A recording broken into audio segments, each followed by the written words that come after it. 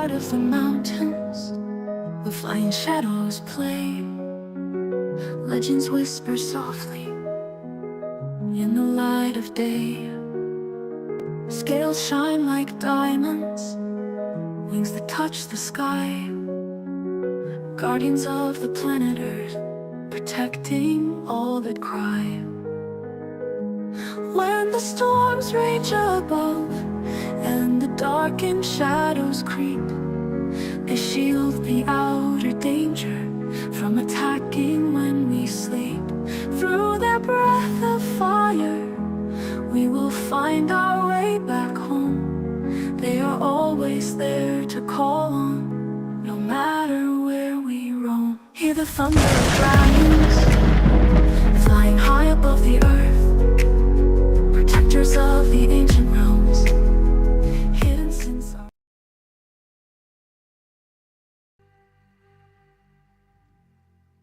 Hey, all you beautiful people out there in the world of, what do we call? It's virtual world of connectivity in today's new way of, reaching out to people. And, one of the biggest powers is that we have this ability to go around the world in so many different ways that we couldn't do this before. Back in my day, it was all about, yelling across the street. So to all the newcomers, my name's Gary, and welcome to the Heartfire Chronicles podcast. And my guest will be coming on shortly. He's just on his way home and getting himself set up. And so, you know what? Let's talk a little bit about my guest, and he'll be here very shortly. He's an author. He's a business owner. He has a book out. He's got another one coming out. His first book out right now is called Activating Flow and Releasing the Power Within by Carl Heath. And I met Carl a number of years back at a tea shop that I used to do a lot of work with. And, we connected in a way that was, I know this man. Even though that's the first time you meet somebody, you have these connections at times with kindred souls. And we sometimes question, it's like, what is this feeling? A sense of familiarity, a sense of, just something connects there. And, as energetic souls, this is what we are. We connect in a variety of different ways. And these ways that we connect in many, many ways, sometimes is outside of the logic, okay? And outside of that logic is this ability to see through our heart, the heart frequency, the heart sees. And in today's world, unfortunately, there's a lot of people don't understand that. They more connected with their mindsets, and their ideologies and egos and, rampant, I got a word for it. It's called mindfuckery. So much so that we're seeking this outworld validation. And we're trying to validate ourselves, especially in the online world, and trying to say, look at me, here's what I'm doing. But yet, what are you really bringing to the table? Are you bringing information to the table that's helpful as we rise into this, awakening? And this awakening is not about some far-fetched 5D realm. This awakening is about this essence of spirituality, this essence of heart that comes into you, this heart vibration, and reconnecting to your heart vibration, but also connecting to the great Mother Earth. And there's a lot of people out there who say, the earth is this and the earth is that. But in my world, in a shamanic practice, is that the earth is just as alive as, any being that's walking on this earth, whether it's a animal, an ape, a mammal, okay, whether it's a tree or a flower, whether it's any of these elements that are right before us. This is the essence of life. And life is there, right before us, okay? And we get in this tendency that we say, well, my life is miserable. And it's not your life that's miserable. It's your choices that have become miserable. And you're not assuming responsibility for your choices. You'd rather blame life or blame another or blame something outside of yourself. And it's not about blaming yourself. It's about assuming the choices that we make at times, don't turn out the way that we intend them to be, okay? And in this ability is to say, you know what, I made a mistake. And to learn from that mistake and step forward and say, what did I learn? Am I applying that learning of my mistake of my yesterday and putting it into practice? And that's where wisdom is. Wisdom is what you put into practice. Everything that you do, speak, think, how you interact with anything in this world space, whether it's another being having a human experience, whether it's an animal, a mammal, an ave, tree, flower, father sky, grandmother moon, and full moon cycle on right now. How many are like, a little bit of, what's going on here, maybe hypersensitive, maybe, not hypersensitive, maybe you're just crawling into that little space and you don't want to go out. You feel agitated, frustrated. And these cosmic energies, Earth, the sun, the stars, things that, we think science is explaining to us, but yet it's not. Okay, science is only the perspective of humankind that's come together and trying to unravel the mysteries. And as these beings that we are, we're perfectly imperfect. Thus, science is flawed. Many things is flawed because it's constant in evolution or constant in re-verification. And then we can come to the aspect that, is it truth that's being put forward to us? Is it truth that's on your television? Is it truth in the sciences? Is it truth in your schooling? Is it truth in the politics and the religions? Or is it separations, containers, and, held back from the freedom that you have that comes from this heart space and not just your mind space? Your mind space is this ability to be that critical thinker based upon the programs and things that you've learned from your yesterdays. But your yesterdays are not what's holding you back. You've decided to hold on to those yesterdays and not be in this now space. You are not who you were a second ago.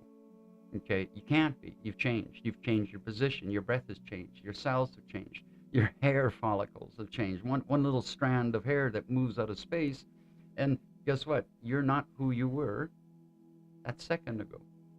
And who you're going to be a second coming forward is still not the person that you are right now.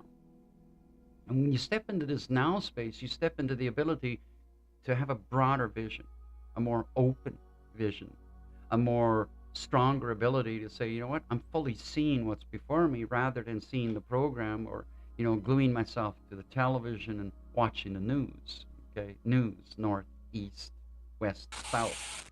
You start digging into how news is manipulated to keep you away from that now space, because the only thing you're fixated on is, that television screen. Like, we fixate on devices at times, okay? And these devices that we fixate on time narrow our visions down. This tiny little telephone, we're hitting, we're walking down the street and we're doing this. We're not even looking where we're going. And at times, how many people trip off the end of that curb and there's a car coming at you and you get pissed off at the car because you think the car should stop. Well, hold on a second. That car is 2,000, 3,000, 4,000 pounds, and you take this audacity to say, you're like, excuse me. It's like, what, didn't you see me? Well, of course he saw you. He just didn't have the ability to stop in that very moment as you decided to take that blindness, okay, because you're focused on this. And my guest has just arrived, so let's welcome Mr. Carl Heath into this and, introduce you to he'll explain who he is. And so we're just going to get this all set up. And Carl. Oh, there we are. Carl, oh, there we are. Hey, brother. How you doing? Yeah, good. How's the sound? Sorry? How's the sound? You hear me? Yeah, I can hear you. It sounds like reverberation. You might have reverb going on. Have you got reverberation on your side by any chance? Yeah. Could say turn that reverb off. Do you have a way to turn that off? Are you on a box? I'm on my laptop. You're on your laptop. So, well, you know what? We'll make do with it. I can hear you, and I'm sure the audience can hear you as well. I'll try my headphones. Okay, plug in your headphones then.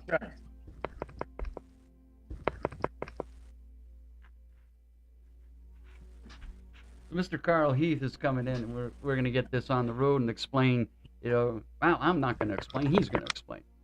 He'll tell you all about himself and, everything else and why he's doing what he's doing in today's world. Let's get the show on the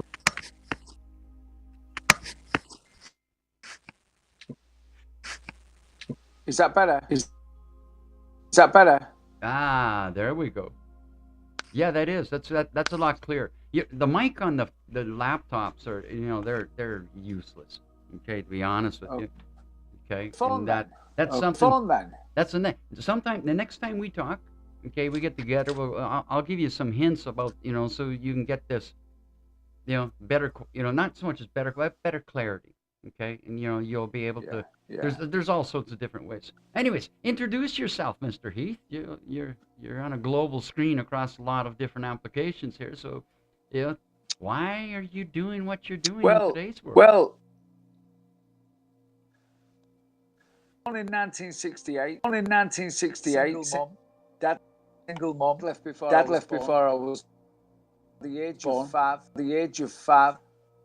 Staying in a mental hospital. She was, and too ill to take care of me. So I was taken in for the next 8-9 years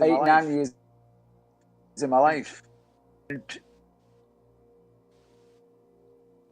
And I'd gone through a lot of stress. Trauma, but the big thing was emotional confusion. Process what I was going through. Streets, got on the drugs, and then I had a breakdown.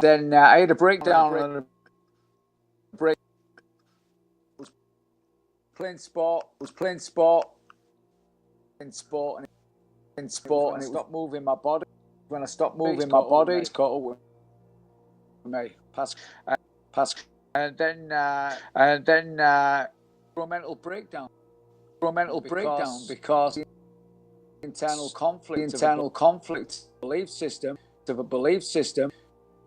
call it growing up. The children's home, the church.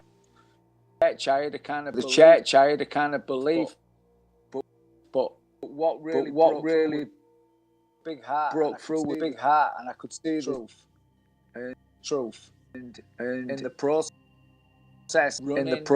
running, even it was like rescuing the inner child that had been indoctrinated.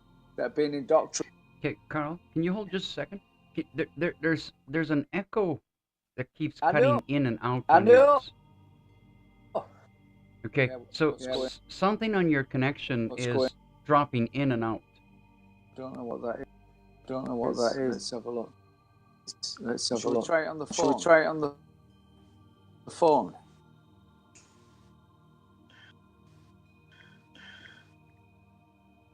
Positive. Okay, I will keep talking with the echo.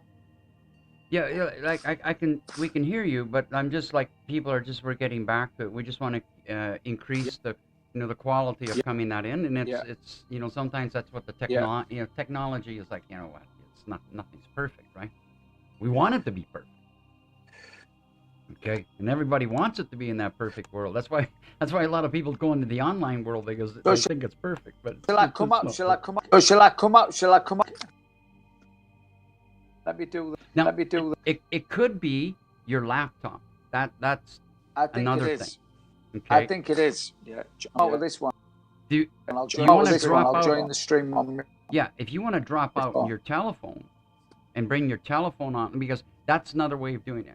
Your telephone was probably got a better connectivity versus your laptop. And you're gonna have you'll have a better screen resolution as well coming from your telephone. Yeah, let's have a look. I'm gonna come out with this one. Yeah, just come out with this one. Yeah, just disconnect from this one, and then come back in with your telephone, and see if that works. We'll get it working. Technology, people. It's like, what do you want to do? We want that perfect world, and sometimes we think that the world in technology is perfect, but it's far from being perfect. Yeah, so we find ways to make it work. So just be patient, and we'll get back to this where we were. Yeah. See, now now we can see you. Even Can you hear that's me? better. Can you hear me? Oh yeah, that's perfect, bro. Okay. Okay. Much better. Much better. See, that's a that that I that. don't know where the echoes. It's pretty bizarre. Yeah, it could be. Yeah, and it might be the laptop. Resources on the laptop. There could be a lot of things. Doing the same on your phone. Yeah, stay on your phone. See, like I'll have people check. Okay. So, Kevin, is he sounding coming better?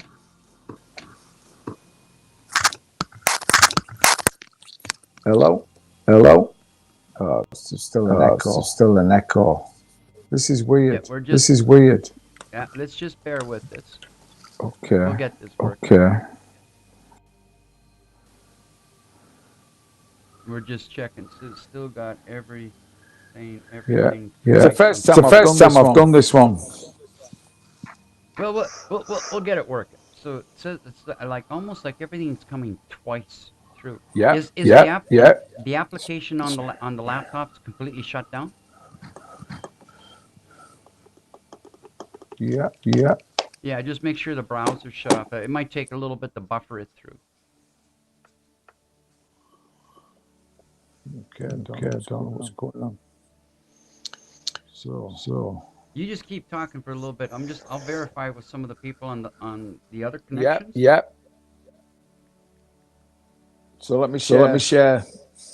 Yeah, let's experience of breaking down and breaking through. I could see through the matrix, which I call the left brain power structure. The mental constructs of control and fear. And over the next 35 years, I come to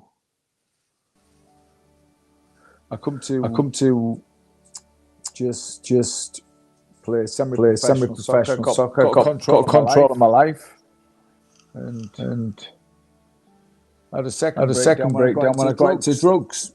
The drug culture. So I became a sportsman. But in the late 80s, it was ecstasy, it was cocaine, amphetamine. It was dance culture, and I got wrapped up in it all. Weekends of staying up, and more work to do. So I had my second breakthrough. I got back into my sport, and yeah. Just it went through the process of taking the journey back from the head back to the heart, and then my biggest shift was boxing amateur and professional, and then retiring from working with people, retiring from boxing to work at school in alternative learning. Are you still getting the echo at your end? It seems to be, we're just waiting for it to buffer through. I mean, for me, it sounds okay. Yeah. What's the chat saying? So I'm getting one from the YouTube that's saying that it seems to be worse now. It might be something to do, it could be the headset. That's one thing. Let me check with somebody else. All right. Let me check for you. Yeah, there's a delay. You've got a delay, Gary. And is there anything I can do at my end? Yeah, try it now. Somebody was saying it sounded better without your headphones. Okay. But I speaking and yeah.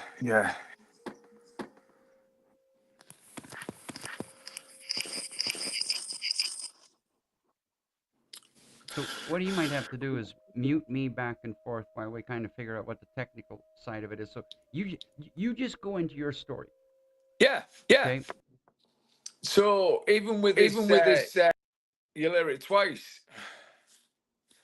So, working in schools with kids, I started to recognize that children were, you know, youth that I was working with were switched off. Can you hear me now, Gary?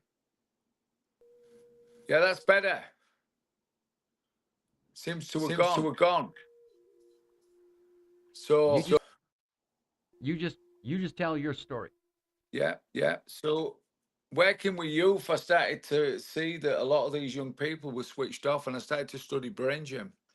And studying brain gym, I started to see how the right brain, which absorbs sensory information, when it experiences sensory overload, it switches off, which puts us in a left brain, situation. And a lot of kids are kind of dialing out of education, getting these labels ADD and OCD, and schools are like big pharma playgrounds. So I started to work with these kids, and I started to get them in the gym.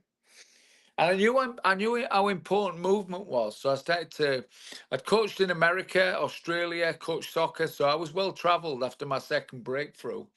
And then boxing was the great shift. So I developed a movement program called BoxWaz, where I would teach kids how to cross over the left and right hemisphere, how to switch stance, how to activate left right brain all brain function. A bit like politics, there's a left and a right. You got to be down the center. That's the truth. So and when you're moving the body, and you come to realize how your internal dynamics work, it's really all about getting back to the heart. And emotional awareness comes from being heart coherent. Three brains: the head, the heart, and the gut instinct. And something I share human technology is that a lot of us have a belief system rather than, a deeper sense of knowing. And when you get a deeper sense of knowing from the heart, you really start to download, ground, and integrate the truth. So I spent years doing that, and I started to become successful with the BoxWise program, working within mainstream schools, working with athletes, professional athletes. And I traveled. I traveled for some time, and then I came to Canada in 2012 to be with my son, who was born, Canadian son, born in 2013, who my first book is dedicated to, Activating Flow. So I'd realized over these years that I was in this flow responsive state of, synchronicity, that when you are in that moment, when you are like a child, the inner child, when you're in the moment, because if you're not in the flow, you're in the way. And this is the world of overthinking. And, for me, my son would take me on a deeper healing of 0 to 6 when I was in that confused state with my mum and the mental health issues. So I had all of this great experience. I was really working in alternative learning, sharing my skills, my wisdom. But then coming to Canada, I would go deeper, and over a period of time, I would start to develop my work next level, which would be the study of human biology and human technology being one, and how our human biology has been hijacked over time. And the understanding of the internal dynamics of biology and behavior, and how many of us are in a reactive state. And we need to be responsive. So reaction response was something I started to teach in schools here, presentations, the ability to respond and to really, manage emotion, but understand that, we don't process in our heads, we process from the heart when it comes to dealing with deep feelings. And in the process of being over here, I developed Energy Wise around 2018.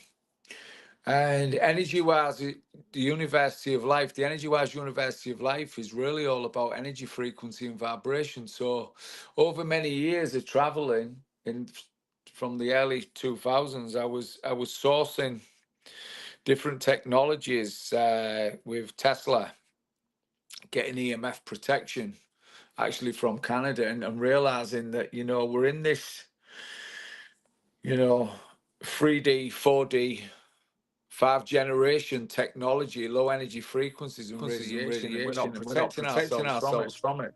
So I started to really get into the human technology of things, and how the power of Tesla technology, and energy, frequency, and vibration. And my system is art. So A for awareness, stress wise. When we recognize reaction from response, we understand stress builds up in the mind body, and that once we recognize reactive patterns of behavior, we can start to detach them. Then we can develop the ability to respond. But in reality, we need a release, which is the R. And a release for me, what I learned through boxing, is just harnessing that fire, growing beyond the fight that I did when I retired from boxing, and just feeling the release, developing a foundation. I've done that for 28 years. So movement to me is really the key, how we move. And physically, having a release and control, release, and channeling emotional stress and physical energy. But it's also how we move in our daily lives emotionally, how we radiate, or some of us project what we're feeling, and to be really in that heart space. Many of us radiate, we're in tune, we're switched on and tuned in to that universal flow of potential. And that's the power of now, being in the moment, the flow state. And in the process of teaching box wise, I came across EFT, emotional freedom technique. And what I did was, with EFT, is I kind of it was originated with the Vietnam veterans.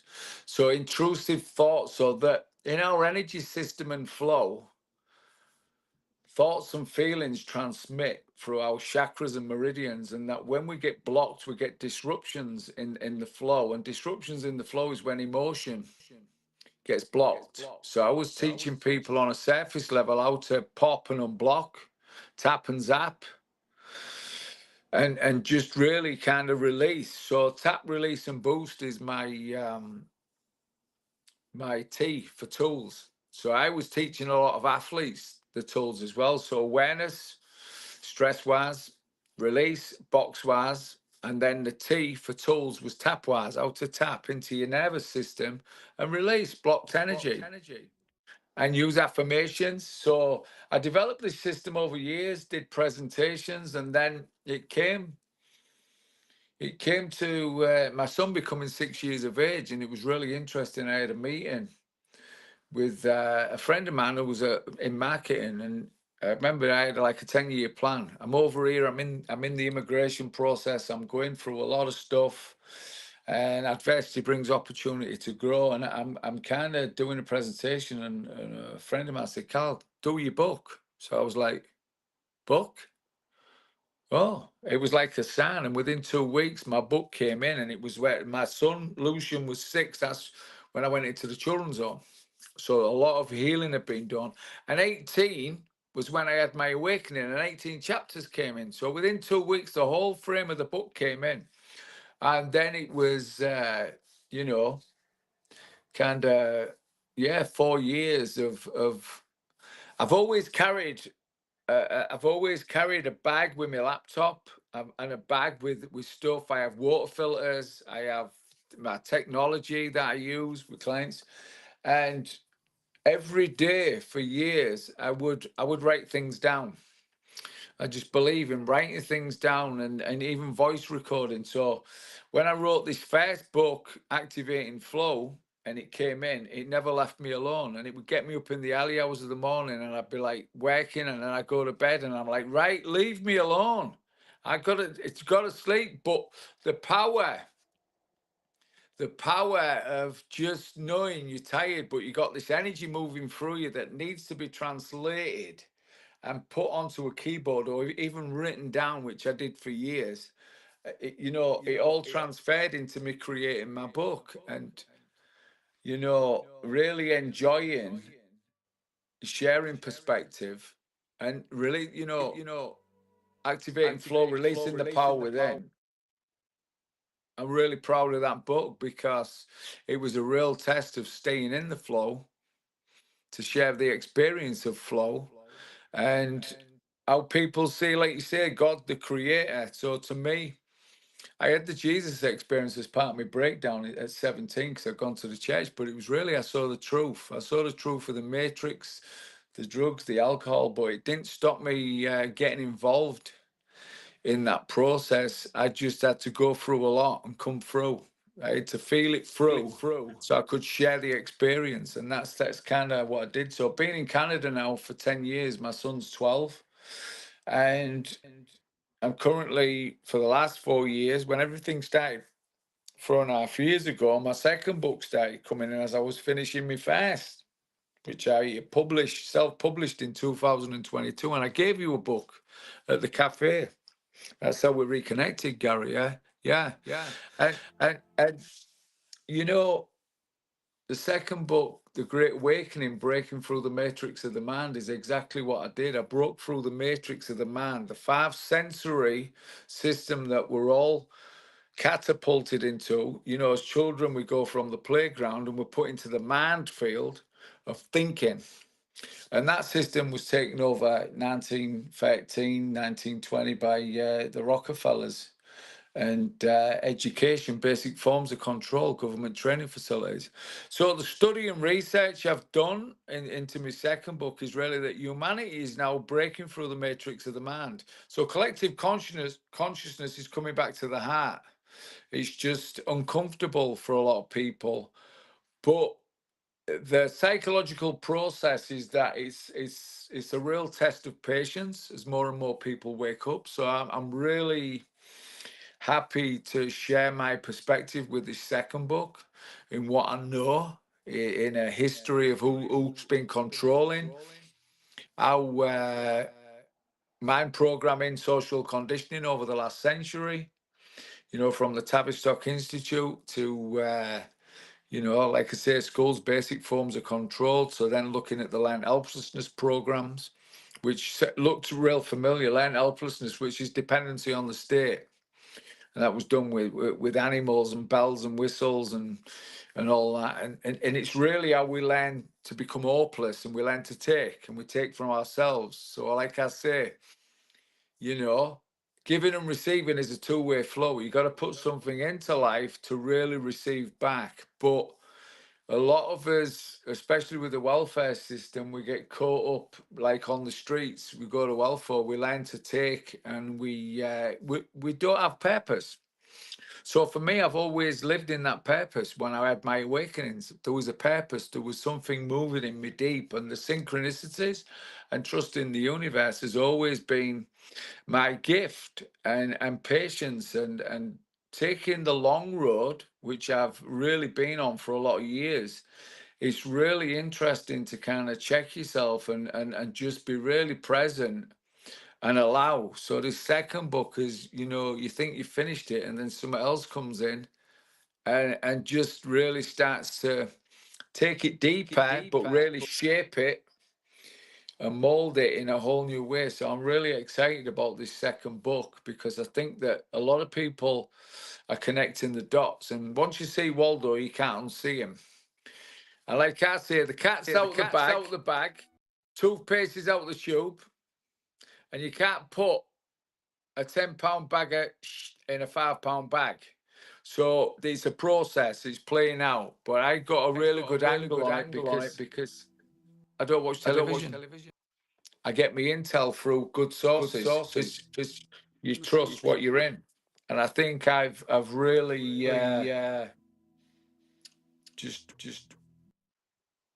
really been on a real deep dive with getting into the research and just being on certain channels and intel every day, watching, observing, and feeling and sensing and downloading. So it's to download the ground. So you ground in, and then you're integrating. So you touched And that's base what we on do. So feeling it through. And I really share that we have the massive potential and power to become part of the great change. technologies. We've got a couple of comments coming in, Carl, here. And for an example, you touched base on something, school, okay? Yeah. And how schooling's been going on, and very few it's people. left brain. Well, it's even more than that. You take the word school, you spell it backwards, you Google that term, and it's the abuse of the child's mind. Yeah, that's what that word means. And we just had a comment coming in. Language. Oh yeah, we just had a comment coming in from Don Faze McDougal, and he says my child is never going to a public school ever again. Yeah. Okay. Yeah. And we see this. Okay, like I've been an anti-conformist all my life. Believe me. It's like there was. Like I would argue with the teachers. I would argue with the preachers. I would argue with my mother. Okay. It's like, you're going to tell me to do this. I'm going to go, hold on a second. Why? First off, why? What says that there isn't another way? I questioned a nun, in Roman Catholic school. And I always tell this story. It's just like, I saw something about Darwin's theory. I was 9 years old. And I asked the nun, I says, what do you think about Darwin's theory? You want to see a nun turn into a demon? That was a demon. She came at me with a fire, okay, the yardstick, the principal's strap. The following day, being brought back into that school in front of the principal, and the principal turns around and says, "Your son can't be part of this, our schooling system because he's a bad influence on all the other students." And I went to I said it right away. My mom jabbed me. I said, "Fuck yeah." my mom says, "Shh." Okay, and I just, I was like, I was free. I was free from that matrix, right? And that's it. So the matrix is two ways to see it. And it's the left brain power structure. The school, I call it education, puts in a biology belief. The internal conflict comes from not being told the truth. Then we get told we've got mental health problems. Or we've got all these designer labels, we need medicate. When a lot of us are just looking out the window in that dream state of creativity and not wanting to be sat down. And just taught to regurgitate. Exams. I left school. No exams. I left school. I went straight to the street. And I become an entrepreneur. I started wheeling and dealing.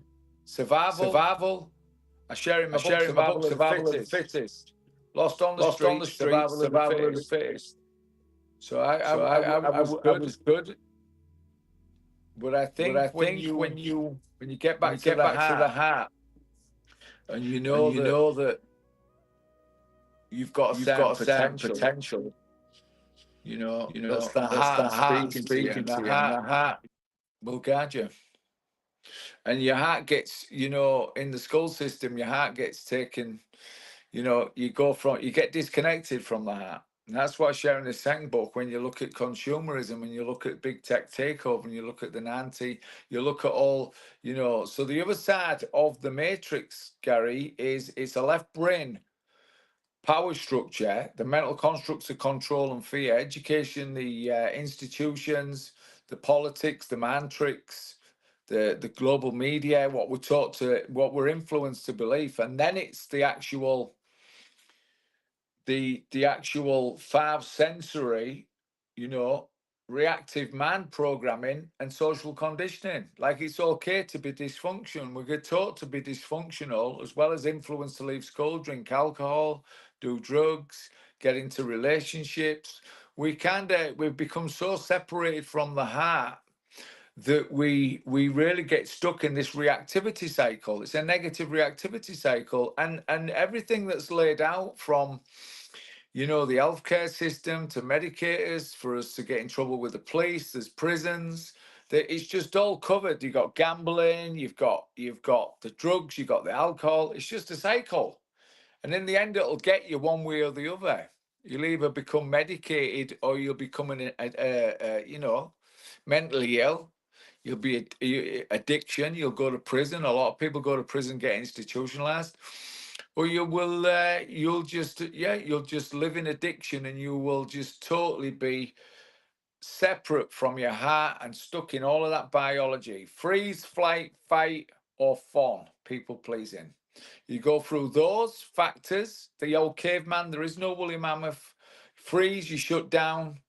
Flight, you run away from your problems. You don't have the ability to process emotional confusion. Fight, you get resistant.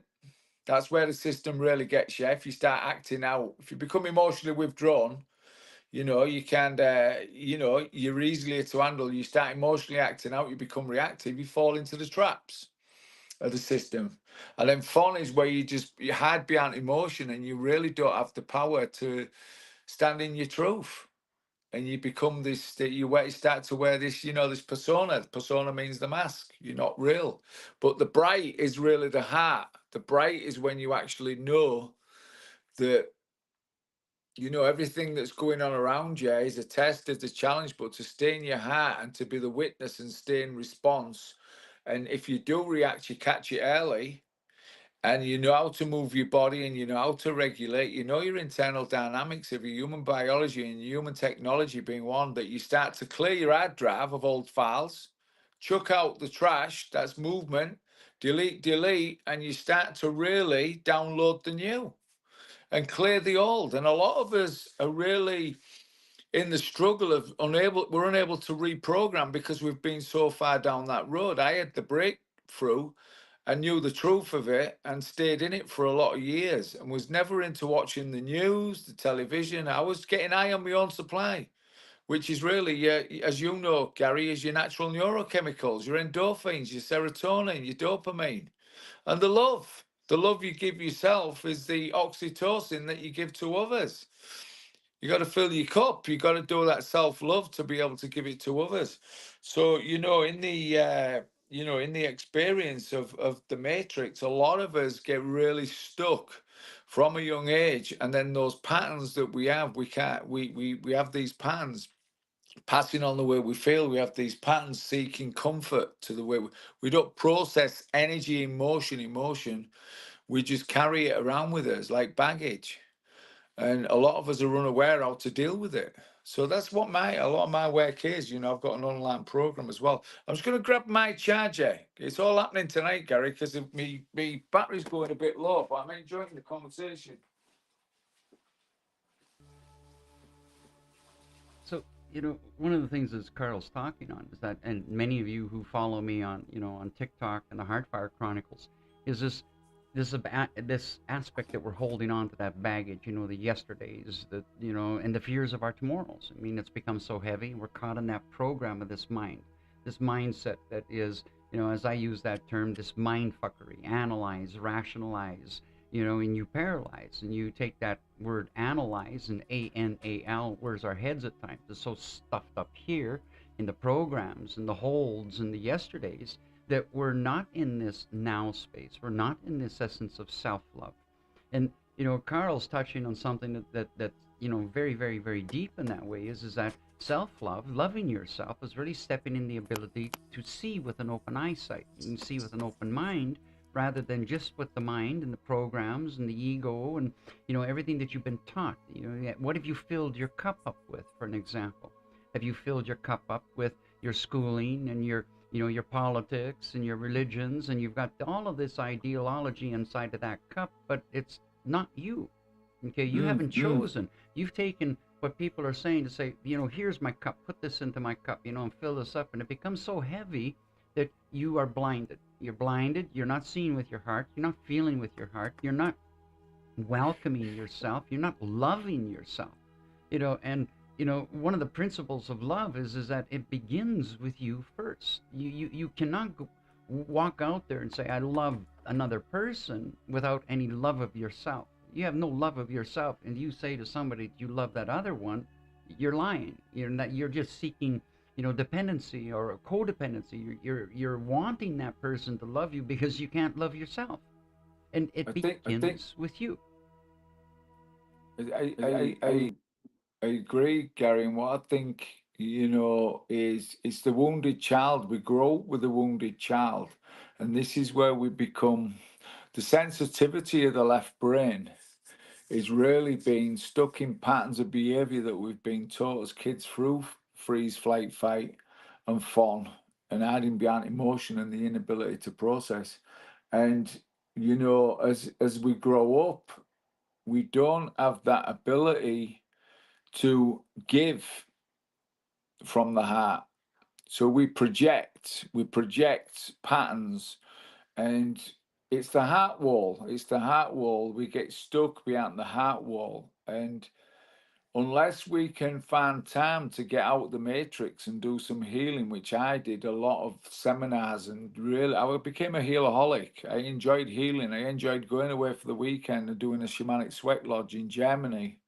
And because I set up a successful, you know, successful system in working with youth, in working with youth offending, well, it was really preventing reoffending with youth, because I knew what how the system was, and that was a success with my work. But I was allowed to travel, and when you get, you know, like coming to Canada and doing the deeper work, it's the wounded child, and a lot of us don't understand that, you know, the victim mentality in the wounded child is what can take over our lives. And if we don't go back to the inner child work, you know, we don't get back to the moment and the power of when you watch a child, they're in the moment.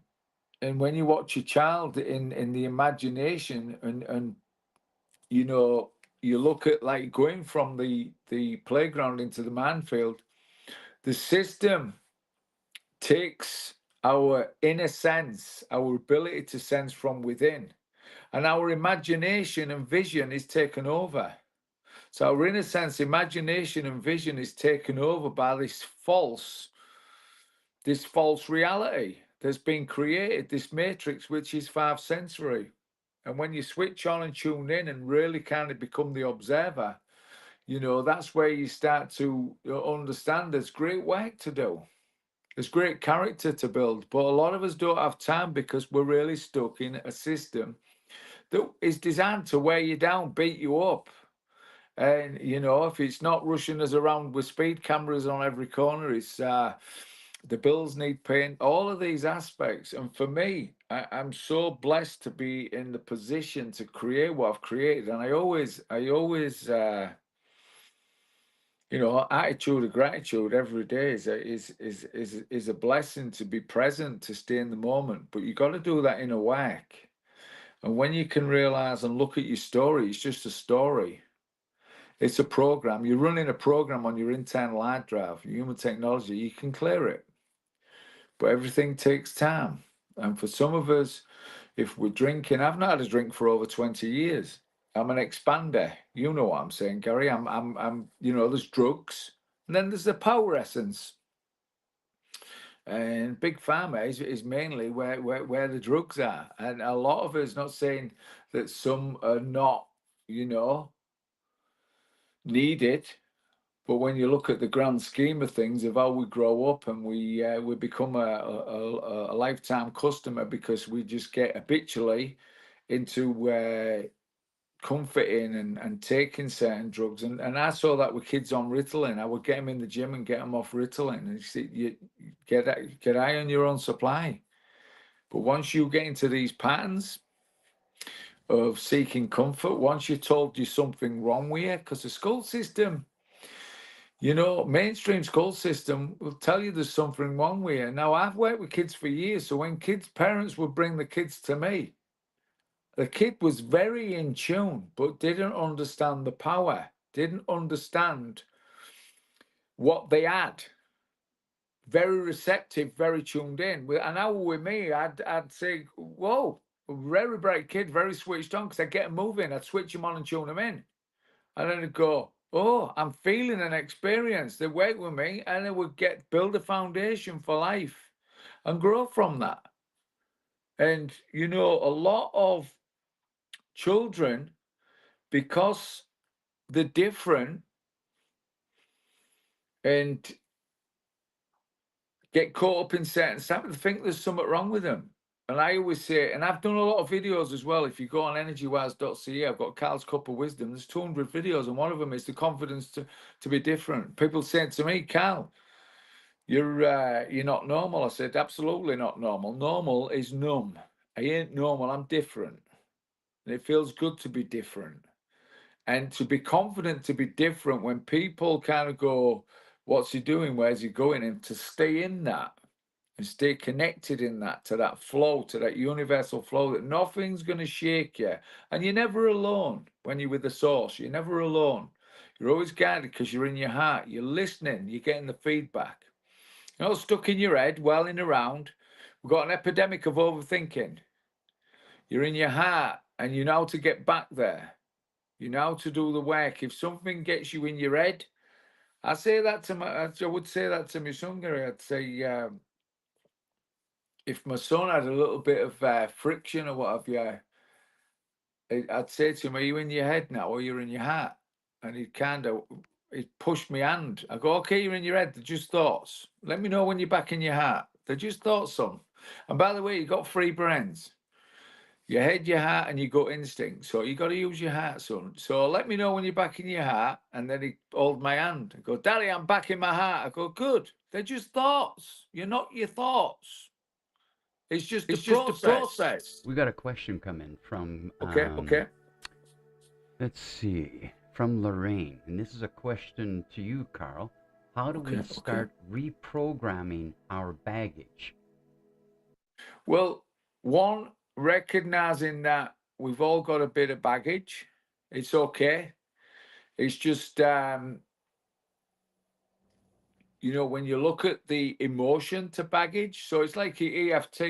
I learned that there's ways to tap into your system to release, even though I feel angry about my upbringing, my dad leaving me before I was born. What's the aspects around that? I would do tapping and I would release it, and I would actually be free of that emotion, and I would heal from that. So it's the ability to really go healing.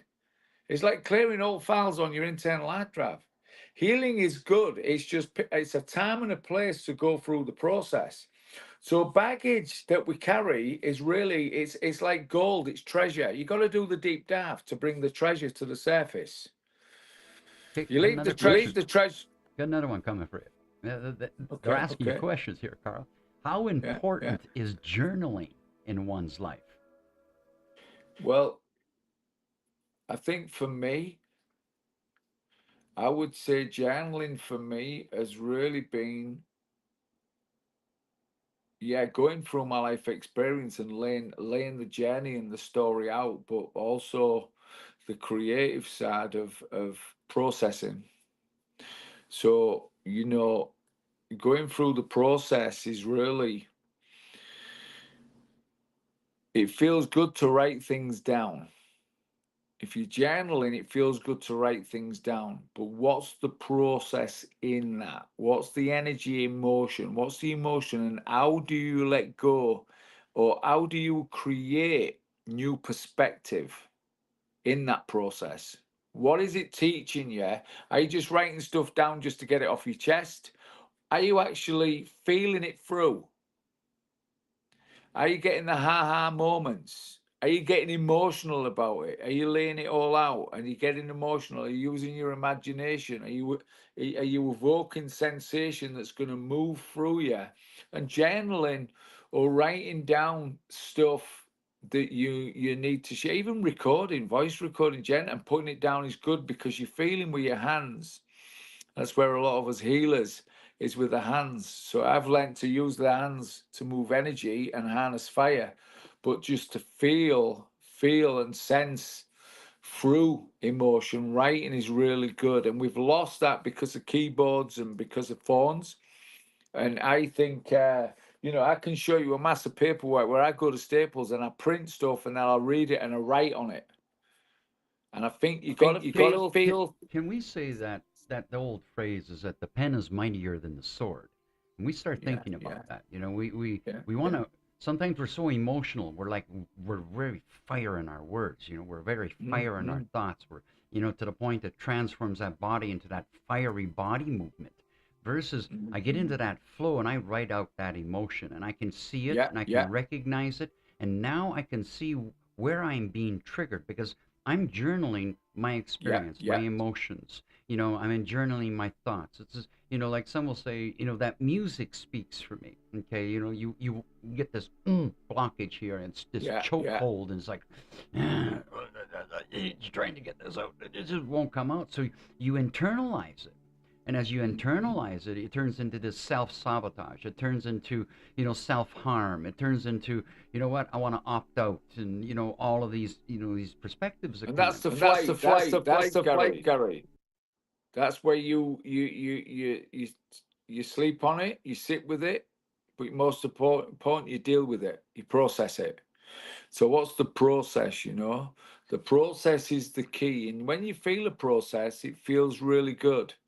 It's like if you, and I talk about the ABCs, accept, breathe, conquer, which is managing stress in the moment, where you can actually stay in your heart space and not dump cortisol and adrenaline into your endocrine system, and then feel overcharged, where you actually test yourself and go, okay, there's no woolly mammoth. What is it? If it's road rage, what it is, accept. You can't change time. Breathe. Take some deep breaths. C, conquer it. Or the C can be compassion. Have some compassion. See the inner child within somebody, but see a person's got a story. Recognize reaction from response is the key. For me, it's not rocket science. Recognize reaction. So if you're not dealing with it and there's a residual, it's going to play a role. When you have dealt with it, there's no better feeling than having a good Barney with someone, where you're having a good heated conversation and it goes. I mean, it might be a bit of mudslinging, but no rocks. But there's nothing better than getting something off your chest and then going, okay, right, and getting it out. It's better out than in. But a lot of us are in the stress essence collectors. That there's respect there. The moment respect is crossed over, now it's becoming more badgering, more pointing, more belittling. And this is where the boundary comes in. It's like, have that discussion. Have that discussion that's bilateral, and you're giving each other the moment to speak and be heard, versus trying to overpower and trying to manipulate, or trying to take that narcissistic approach and dump your shit on somebody else. It's like, it's your fault. That's a ping pong game. The ping pong match is like, it's your fault. No, it's your fault. No, it's your fault. No, it's your fault. You did this. You did that. You did this. You did that. Hold on a second. The blame train. Yeah, the blame train. Like, where are you right now in that space? Where are you with your emotion? Where are you with your frustration? Okay, rather than swallowing it and then waiting to the moment where it gets triggered again, and now you come out like a freaking machine gun, okay, and you're belittling the other person, and what have you achieved? You haven't achieved anything, okay? You've just created more harm, more hurt. And I think, Gary, I share a lot of that in my videos. Cups of Wisdom is recognizing reaction from response, but understanding that, when we have a conversation, there's a certain tone and there's a certain way. Sometimes I call it calling out the ego in my book. I call out egos, people who try and put it on me, or do things that lack value.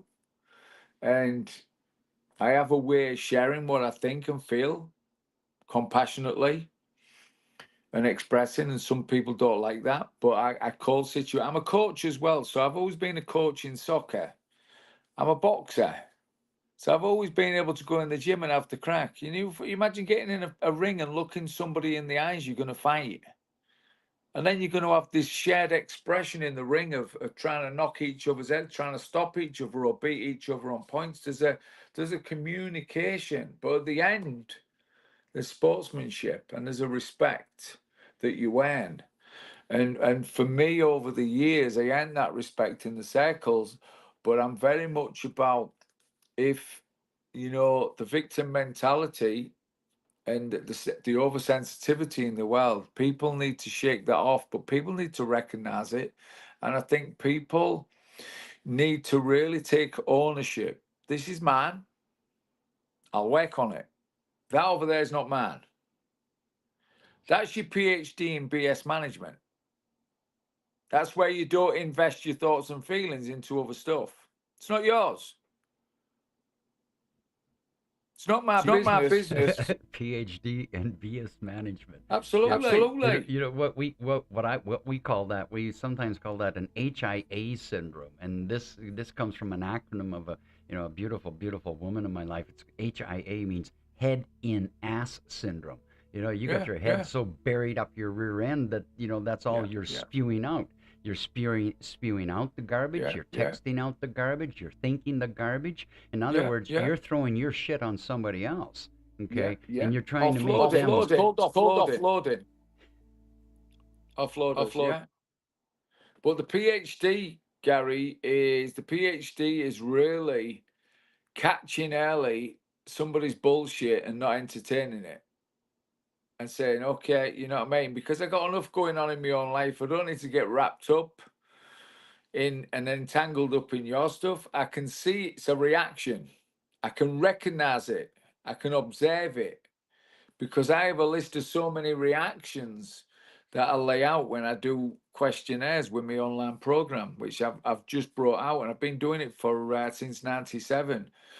All the different reactions of how we pass on the way we feel. It's not what you say, it's how you say it. Seeking drugs, just the whole concept of becoming emotionally withdrawn, self-sabotage, and emotionally acting out, struggling to keep the lid on our emotions. So once you actually have a good framework to recognize somebody's BS, you can not get triggered by it or reactive. But sometimes you might need to confront something if it's something that has been shared through a relationship situation. It's always good to clear out, but do it with love and compassion. We got another question coming in. Yeah. How do I escape my own thoughts and my demons? Well, you don't really escape. You kick them out of Dodge. You move them out. You clear them out. That's chucking out the trash. That's moving your body, recycling your energy, and clearing through. Getting in the right proactive environments to do that. A gym is a really good environment because you're getting the endorphins, you're getting the serotonin. It's natural. And, when you live in a certain state, especially with fear and love, with fear, you're vulnerable because it's low frequencies, and you're vulnerable to those demonic or psychic attacks because your energy is lower, because you're not raising your vibration naturally. When you raise your vibration naturally, you kind of move out of Dodge and you start to see, as the observer, you can see what you're in. And when you see what you're in, you're not stuck in your head. It's when you're stuck in your head in it all. So can we say that's like Dodge? That's like that, the OK Corral. And there's the there's the ego, there's the demons, there's everything that we're fighting with. We're and it's time to say, okay, I'm either gonna shoot this out or I'm gonna be shot out by it. So in other words, it's like, what? I acknowledge those demons. I acknowledge that, what? I'm spinning around in here. Like, hold on a minute. I got to do something with this energy. What am I going to do with it? I can be very destructive or I can be constructive. And, like you're saying, go to the gym. That's one way of doing it. Go run around the block. Maybe that's another way of doing it. Go take an ice shower, like, get into some cold water. I won't do that. Okay. But I've learned that, when I get into those states, when I get into that, that mind, sort of that mind fuckery state, is like, I got to sit with this. Okay. And I got to sit with this in that standstill and say, like, okay, where's that trigger? Where is this trigger coming from? Is this something that's like in this moment? Or is this something that I'm still holding on to my yesterday? My yesterday is like, I haven't dealt with it. I haven't let go of it. And now I'm using it. Is it mine? Yeah. Is it mine? Is it yours? There we go. Okay. Where did it come from? A lot of our thoughts from around us, thought fields. We pick up thoughts. Well, like, you put the net out and you bring a lot of stuff in that's not yours. And that's why you have to have that clearing process of keeping your vibration naturally high, because you're moving your body regular, because of your food, your meditation, your mindfulness. And just a deep state of, I look at what I write about in the book is surface dwelling. When you're a surface dweller, You spend a lot of time in your head on the top floor. Now, you can be a deep dipper, which means you're in your heart, but you go back to your head, to the surface, because you're mainstream, you're watching, you have a belief, but then you do the deep dive. And the deep dive is really the fun, like I say, of going, these are just feeling. How do I feel? God, this feeling is really, what's it feel? It's awkward. I feel embarrassed. I feel, own the emotion. That's yours. That's bollocks. That's BS. That can go straight away. I'm not entertaining it. I know it's not mine. That's a pattern from somebody else. That's an association of a conversation that as a connection's become an attachment. So someone you connected with is suddenly it's become an attachment. It's more in your head than it is connected to your heart. Somebody is now not lifting you, they're offloading, they're calling you up, and there's a lot of offloading going on, and recognizing that that's not mine. And this is where people get to detach and connect. Stay in your heart, go to a new environment. So it's all about, like I share in the book, chapter 1, your products are your environment. That's the reality. And from a young age, from the downloading we do from 0 to 7 really sets us up for life. So a lot of us have really grasped. You hit it, something that's a key element is 0 to 7. 0 to 7, 7 to 14, 14 to 21. 3 phases of stepping into adulthood, the beginning of adulthood. So that 0 to 7 is that very crucial, molding period, setting downloading, yeah, observing and absorbing.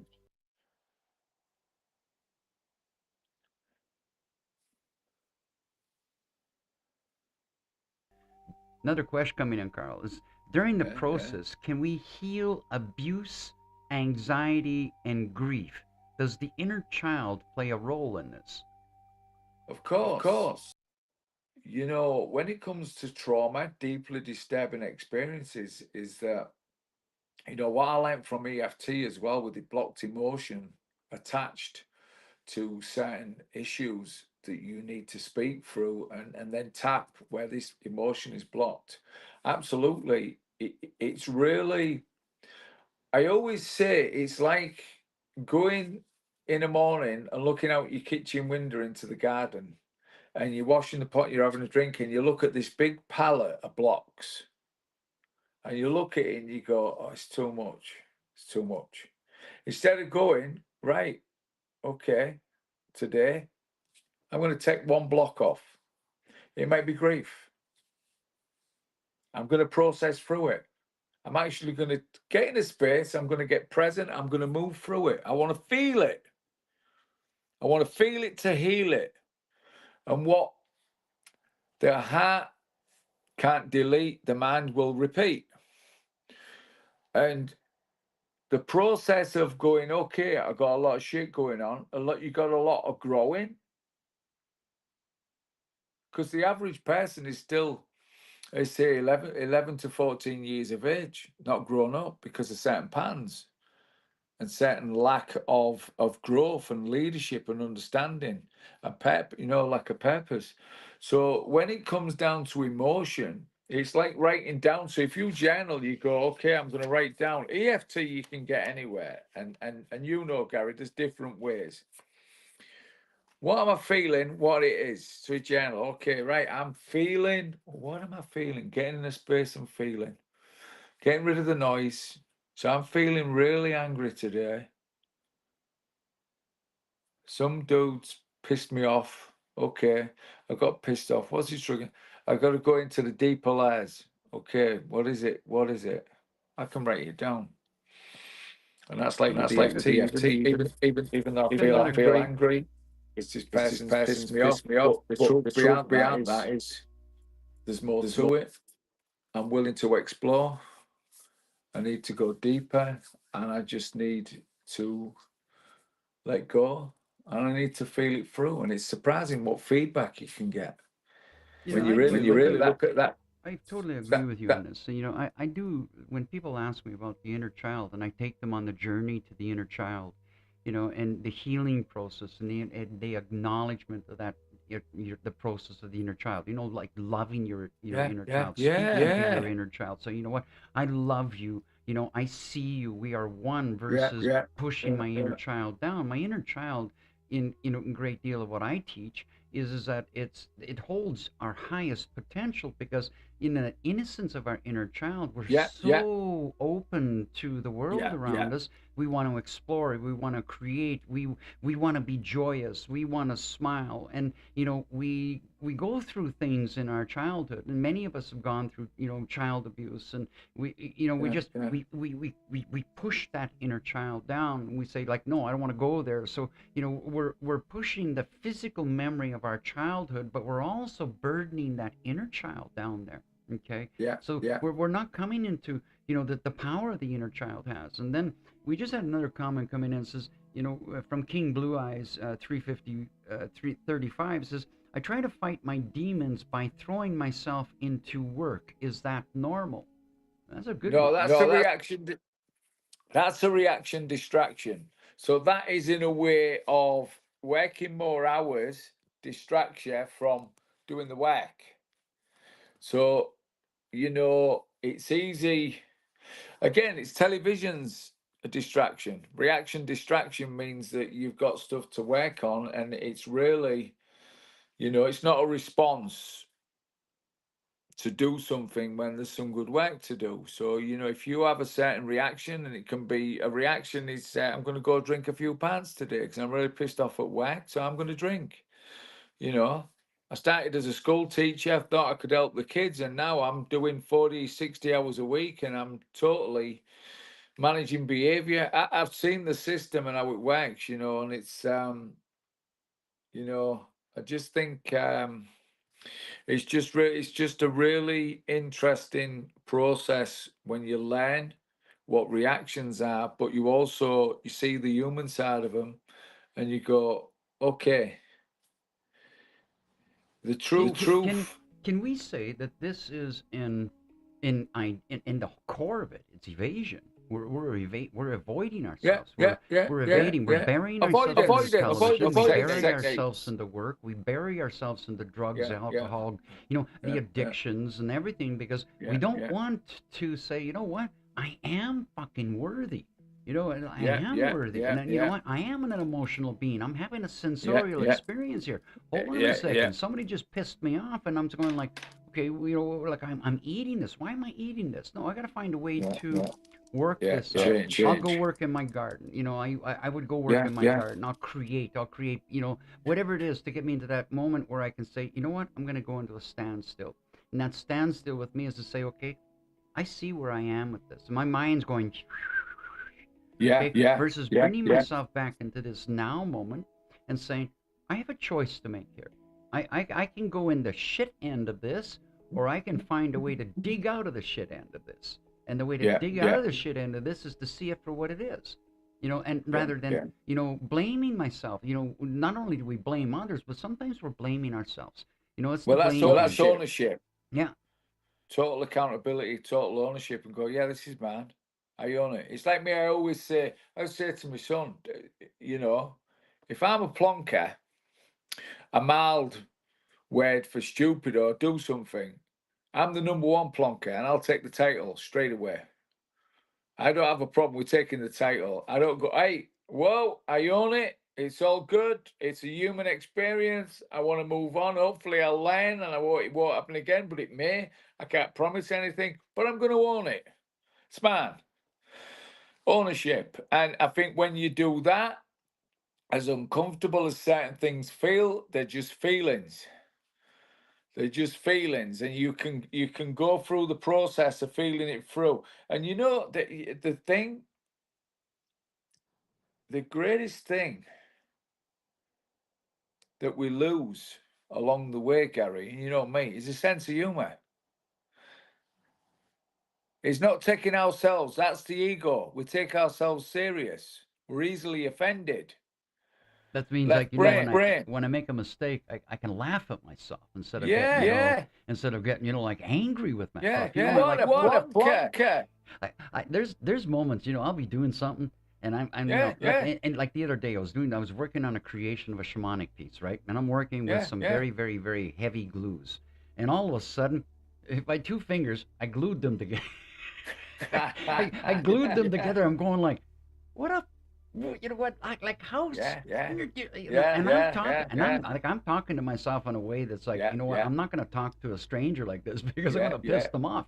But I can assume this that I did something so idiotic, okay, that because I wasn't thinking or wasn't aware, and all of a sudden, okay, now I got to get those fingers apart, and I'm just laughing at myself, and I'm pissed off. It's like okay, I'm just pulling this apart. I'm going, oh, okay, that's a good thing. I did it without ripping my skin, but holy shit, if I had done it in that rash moment, I would have slapped it apart, and I probably would have taken a chunk of skin off on one finger, and then there, I have a wound.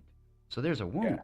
I've created my own wound. I've wounded myself because I wasn't, I wasn't taking in full awareness, but I was in that self-enhanced. Self-enhanced, self-sabotage, self-destruction. Okay, and that brings up a topic, and maybe it's a little side topic, and we both know we're both men, so we have no problems there, right? So we have no problems with the pronouns and everything else that's out there. But in this world right now, as it stands, and we look at, and we have to use certain keywords rather than the full word.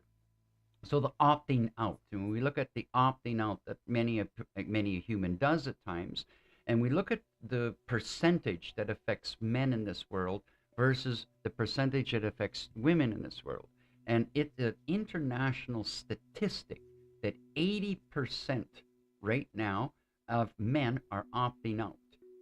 How do you see this? How do you see this? This what's going on with this?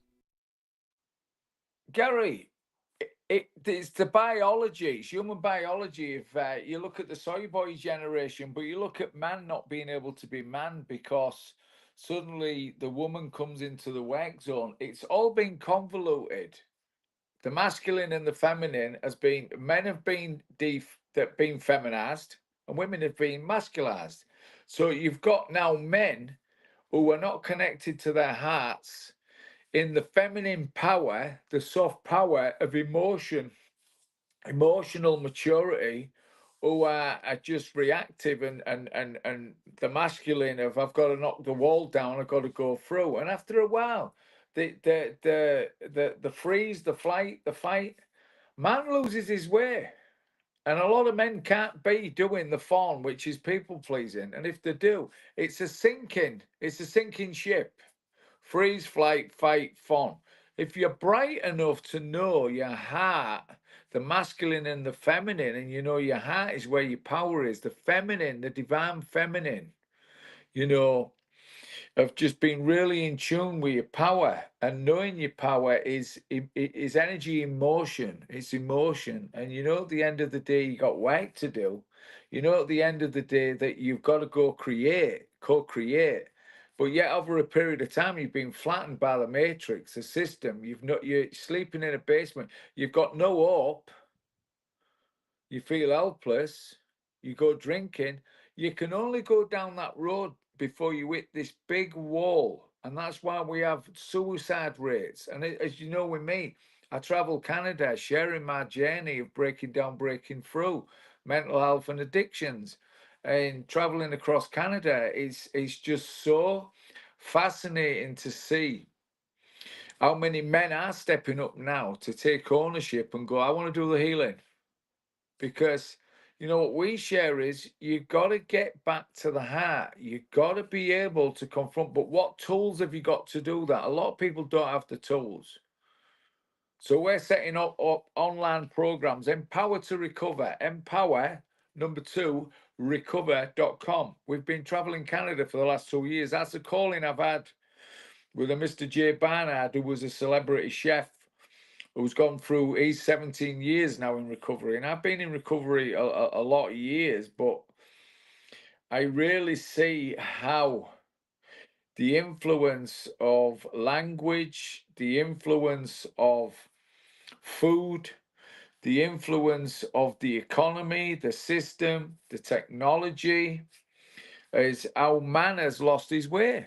Man has lost his way. Can we also attribute this in many ways? Because I see this, I see where, many a man that has been stripped away from emotional availability, emotional intimacy, emotional presence, because we've been told as the boy growing up, it's like men don't, boys don't cry, men don't cry. We're not to be, we're not to be soft, we're not to be tender, we're to be stoic and big and to be the warriors and go off to war and all of that. That here I am, I'm the big boy. It's like versus, when we get into those relationships and we're in a relationship with a woman, the woman is craving emotional engagement. She's not craving just physical engagement. No. She desires that emotional engagement, that emotional moment. But we're not taught that, Gary. We're not taught we're that. Taught to go drink alcohol. Go get further education, get stuck in the classroom with your man, go out, sow your seeds, go and enjoy yourself. So straight away you're taught the dysfunctional road of not dropping into a space unless you have the model of response in your home environment with your parents loving and caring and going through troubles and building character and strength, and you seeing that. If you don't see that, you have no roadmap. And what's happened to the family? The family's been broken by design over many years, by the system, by the mum that would stay home and nurture the child, and the school was had a certain way of educating our kids without all the emotional confusion there is today. Because that's what it is. It's emotional confusion. I don't know. It's emotional mindfuckery. Vulnerability. It's emotional mindfuckery, because the thing is that we're not taught this. We're not taught emotional engagement. That there's nowhere in our schooling that we're taught intelligence. Yeah, and intelligence, and the ability to. We're not taught love in school. What are we taught? We're taught consumerism. We're taught to be number one. We're taught to be the alpha. We're taught to be better than somebody else, get the higher marks, be the best of the choice, be the best of the class. And we step into the world with this ego that's blind. And now we don't care about anything around us. We just like, what? I want what they want, and I'm going to get twice as much. Okay? We just got a comment come in as well. It says, somebody's asking, how can I support my mom when she don't want to be better when it hurts me? Say that again. Okay, so what I can understand from this question is it's like, somebody's asking as the daughter, how can I support my mom when she doesn't want to be better and what she's doing is hurting me? Well, so you're making the choice to be hurt for a start, which is understandable, but you have to love people with compassion, and family and friends of many years. The world's changed over the last 4 years. There's been a polarization of people being on different frequencies. You got the heads versus the hearts. You got this this whole programming, and I look at the fact that I know people that are casualties of this spiritual war for the hearts and minds. So I see people I know that are suffering and struggling, and all I can do is give them love. I can only plant seeds, and I can't be resistant towards them if they're not open to receiving. I just have to keep my door open and give when I can, and stay true to who I am with that love. It's a bit like. I agree with you on that. I've been asked this question many, many times as well. It's like, if a stranger teaches or treats me with disrespect, I don't accept it. So I have a boundary. There's my boundary. That stranger. I'm not wishing them harm. I'm just wishing. What? I'm not going to engage with you. That's it. You know what? You don't respect me. You have your story, I have my story, and my path doesn't get in your path, and your path doesn't get in my path. But that same boundary applies to, my family, applies to whether it's my son, whether it's my mother, my father, my brother, my sister, it's the same boundary, okay? And I cannot have a bunch of different sets of boundaries, because if I have a bunch of different sets of boundaries, I get convoluted in all of this, and it's like I'm allowing this one to hurt me because, oh, you're my mother, or you're my brother, or you're my sister, or you're my son, or whatever. I'm allowing you to disrespect me, but I won't do that with a stranger. So my boundary is quite simple. That doesn't mean I close my door. My door is open, but I'm not going to chase you. I'm not there to fix you. I'm not there to heal you. I'm not there to hate you. I don't hate you. I'm just saying, you know what? I'm not going to deal with your story. Your story is yours. I wish you all the best. And what Gary, is it's called entanglement. When you grow up with family and you go through the process of, moving into adulthood and family, a lot of families break. And the reality is, the only way you will grow from that entanglement is breaking from the pack to know and become who you truly are. And you can't allow people to,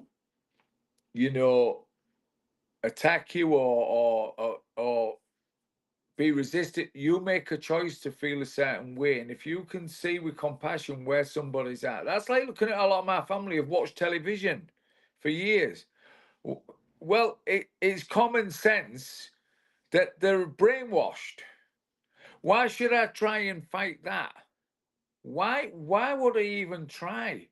You're a casualty of the television, the CIA. You're not aware of this, but I've done the research.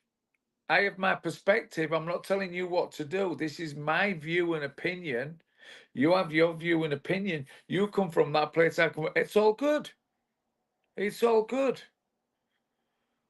So when I have a depth of awareness, or I go and I do it's okay. I look at family who drank the Kool-Aid for years. It's okay.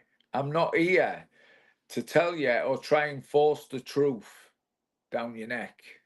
I'm here to plant seeds. I'm here to stay open, non-resistant. I love you. I'm here to change the subject if need be.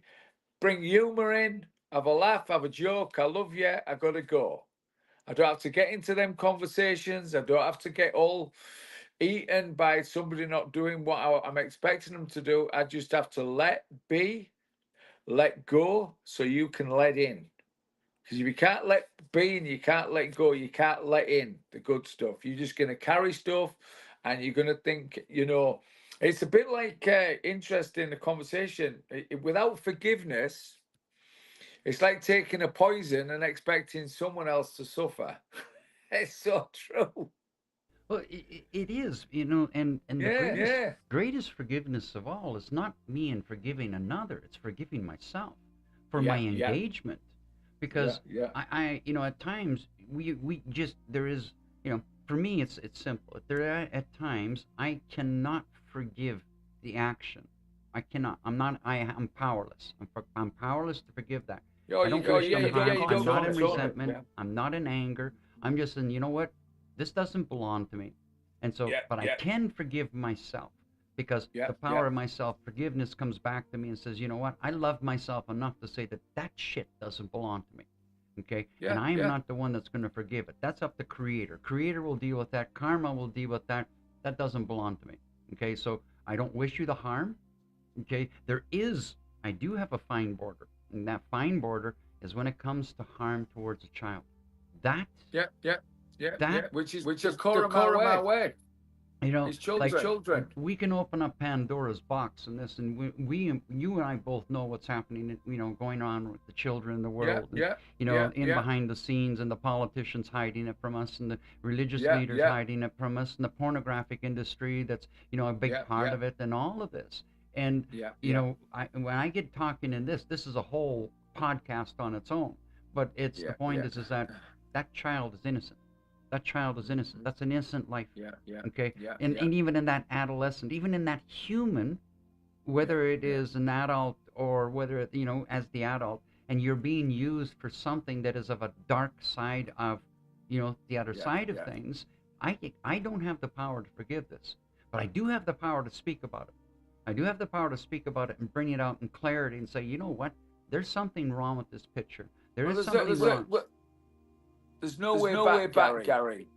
It's like you look at good people trapped in certain systems of control. You look at emotionally blackmailed, financially controlled. You look at blind peddlers. You look at, people who are on the dark side and the evil. There's a real reality.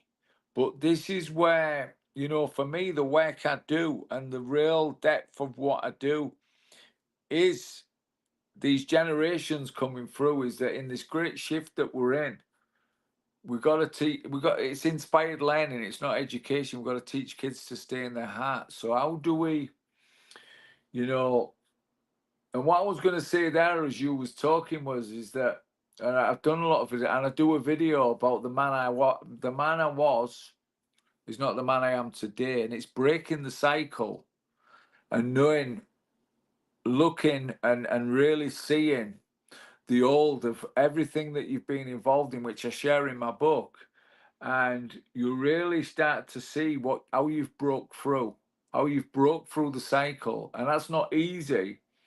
But then you see what's going on in the world, and for me, my calling is really to help people sharing my story. But the core of my work is challenged youth, and challenged youth is really young people that just need to build character and understand the true power they've got inside of them. Don't become a victim. Build character. Got to dig. Don't become a lost soul. Find your soul power. Build and work. And there's going to be more of this. As you look at healing the world and building a new earth. It's possible. Because there is a conscious awakening of more and more people. And this technology we're having now when we're conversating is that a lot of content providers, a lot of amazing people I've connected with doing podcasts, and I enjoy just sharing perspective. I just know that everything we're in now, it's like being on a bloody movie set, but everything we're in now is part of the great shift. We're in an age of truth and transparency. So there's work to do, but there's ways to heal.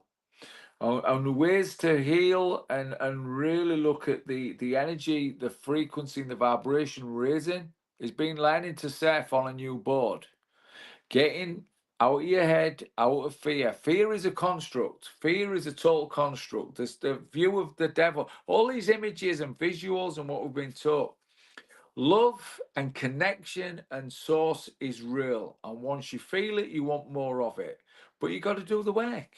You got to do the work. And for me, purposefully is you give, you receive. So I've had the opportunity to work with a lot of young people and work with athletes and just share the message and the journey, reaction, response, and just the power we have is really coming from the heart and just being in the moment and just learning when there's work to do. If you ain't in the flow, you're in the way. And if you're in the way, you got to do some work. Get back in the flow. Go with the flow. And if something comes in, go through it. Don't ignore it. If it's BS, kick it out. If it's something working, if it's something you want to laugh at, if it's something you need to own it. Get back in the flow. Stay in your heart and understand that's the best place you can be because you're free. But if you're gonna kind of go, I'm gonna look back. The past equals preoccupied about spent time. It's gone. If there's emotion inside here, there's old files on your internal hard drive that you need to work through. Pick a time. Go through it, find a tool, go see a healer. Don't move your body, circulate, recycle your energy, clear and get a feedback on it. That's why I do jiu-jitsu 11 years. Takes you deep into the muscle memory, and it's great therapy. Well, I say great therapy because that's a funny word. The therapist, isn't it? That's a funny word. But it's the healing aspect. Don't laugh, Gary. I know you got that. You know that. I'm smiling at that because I think therapists and just the programmation behind that, and I look at this as is it, if I throw the label out of that, I'm looking at this as returning back to the ebb and flow. getting myself back in the flow, getting myself back into being myself, getting myself, do whatever it takes. You know, that famous phrase by Nike is just do it. Just do it. Yeah.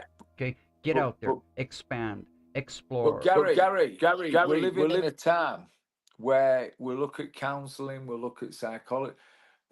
Lived experienced speakers, 117 in over 16 months, have shown up. Nearly 10, 12 to speak and share about lived experienced speakers, recovery mentors. That's where it's at. Real people creating real change. That's what we've been doing for 2 years. So I've been a busy lad. You like, for an example, you like me, is I look at somebody who's been taught to be a psychologist or a therapist. And I'm not going to, be demeaning towards this.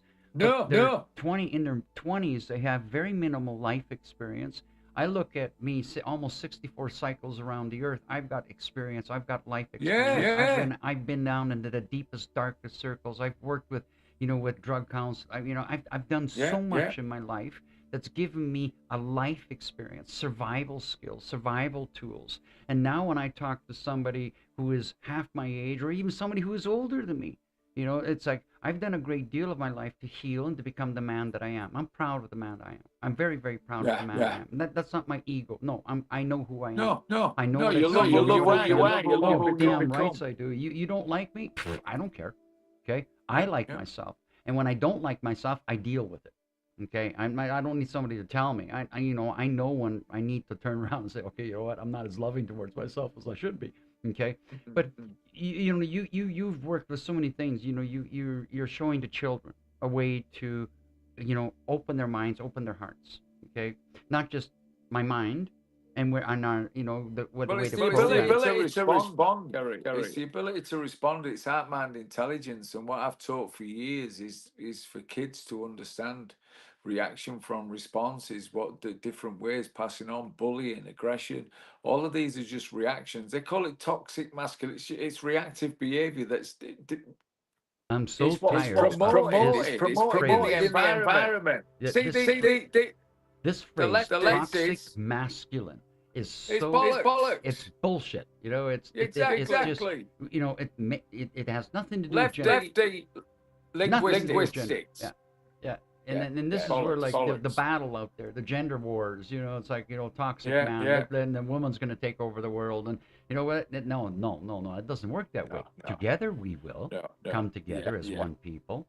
Together we rise up. Together we recognize the divinity, the sacredness of being, being a being, having a human experience, regardless of our gender. Okay, and if we come together in that understanding through the heart frequency versus just the ego. Okay, like for me, my ego doesn't exist. I know it's there. I'm very aware of it because on the outside world, there's 80% ego running rampant. But I did a video about the ego, Gary. It's all right on the passenger seat, but when it's time to get the steering wheel, you need to drop it off at the station. It's the ego can be characteristically competitive. We compete and we compare, but it's this taking ourselves really serious where we don't lighten up with failure. It's like losing. You never lose. It's all of these words and language that teaches I'm a lose. No, you're a learner. What you got to learn? What are you going to gain?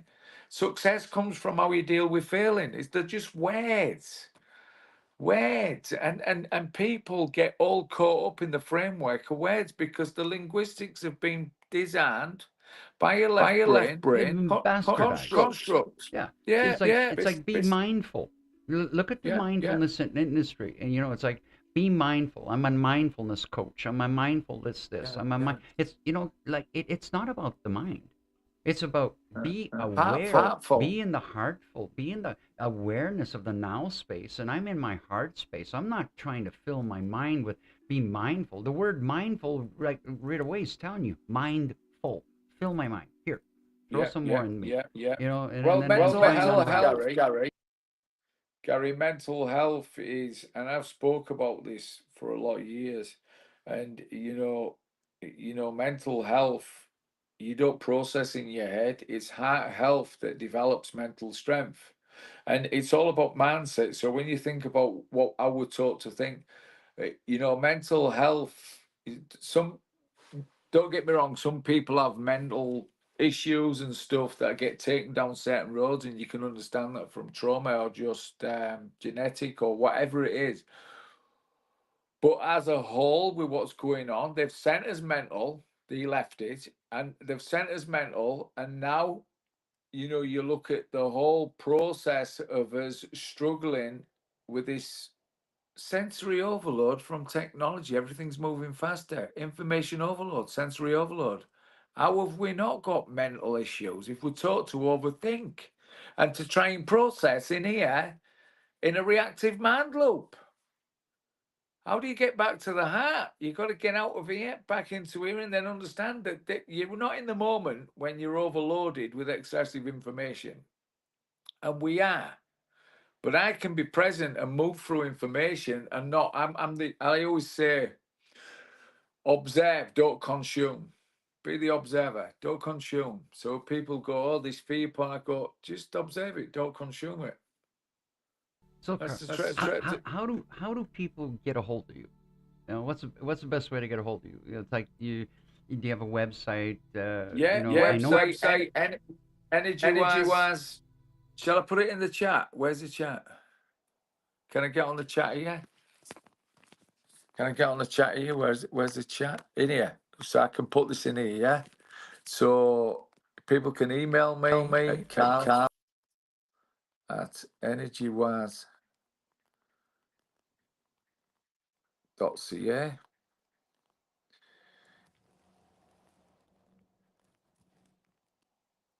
People can go to my website, energywise.ca.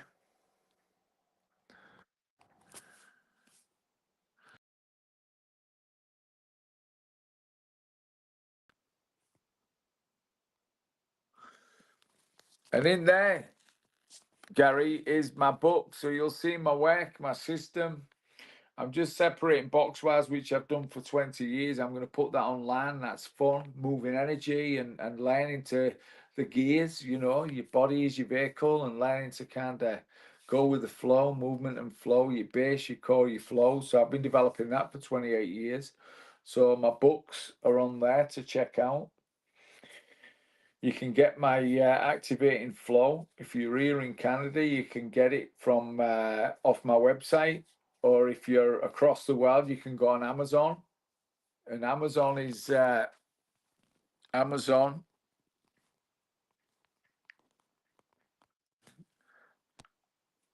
Activating Flow.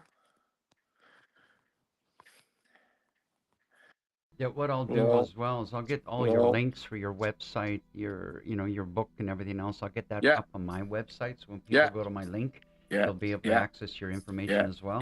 We've got another question that's coming in from Sharon Connolly. And Sharon's asking how to advise to clear family correlations. Okay, those family, relationships, or those family hook and chains, or the boundaries, or the, sometimes we look at there's a toxic family member. How do we clear these? How do we get rid of that, that connectivity without being, I guess, self-harm and harm to another, as an example? Well, Gary, like I said, entanglement. When you become mature enough to step into your power and stay in your power, you won't give your power away, and you'll be able to communicate more consciously. You'll be able to communicate more consciously, and like you say, with boundaries and understanding how people tick around you, is the ability to detach.